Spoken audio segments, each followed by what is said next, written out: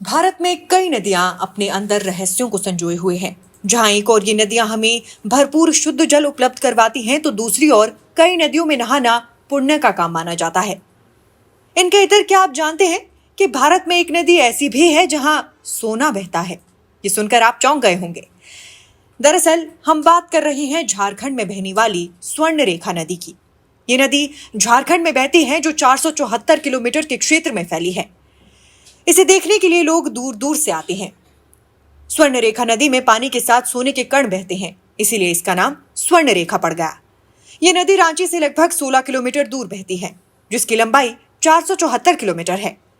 झारखंड में बहने वाली यह नदी उत्तराखंड, पश्चिम बंगाल और ओडिशा के कुछ इलाकों से गुजरती है। वहीं अगर आपके मन में सवाल उठ रहा है कि इस नदी के पानी में सोना आता कहां से है, तो भूवैज्ञानिकों का मानना है कि यह नदी कई चट्टानों से होकर गुजरती है। इसी दौरान घर्षण के चलते सोने के कण पानी में घुल जाते होंगे और वो नदी के साथ बहने लगते हैं।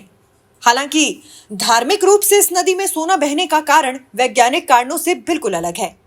महाभारत काल के अनुसार प्राकृतिक छटा के बीच हजारों सालों से मौजूद स्वर्ण रेखा के उद्गम स्थल रानी चुआ का अपना ही इतिहास है। कहा जाता है कि पांडवों ने अज्ञातवास के दौरान कुछ समय यहाँ गुजारा था। इस दौरान पांडवों की माता कुंती को प्यास लगी और उन्होंने अपने पुत्रों से जल लाने के लिए कहा, लेकिन वहां जल का कोई भी स्रोत नहीं मिला। इसके बाद माता कुंती ने पुत्र अर्जुन को आदेश दिया और फिर अर्जुन ने तीर मारकर भूगर्भ से पवित्र जल निकाला। जमीन से निकले इसी पानी से माता कुंती ने अपनी प्यास बुझाई। मान्यता है कि अर्जुन के चलाए तीर का वेग इतना ज्यादा था कि इस निर्मल पवित्र जल के साथ छोटे छोटे सोने के कण भी आने लगे। उसी समय से इस नदी को स्वर्ण रेखा चुंगा के नाम से जाना जाने लगा। वहीं अर्जुन के चलाए तीर के चलते उससे निकले जल का वेग इतना तेज था कि यह नदी बन गई। बाद में यह झारखंड प्रदेश की सबसे लंबी नदी स्वर्ण रेखा के नाम से प्रसिद्ध हुई।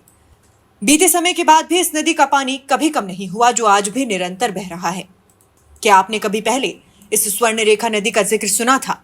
अगर हाँ, तो कमेंट बॉक्स में अपनी प्रतिक्रिया जरूर दें। Nation speaks bureau report.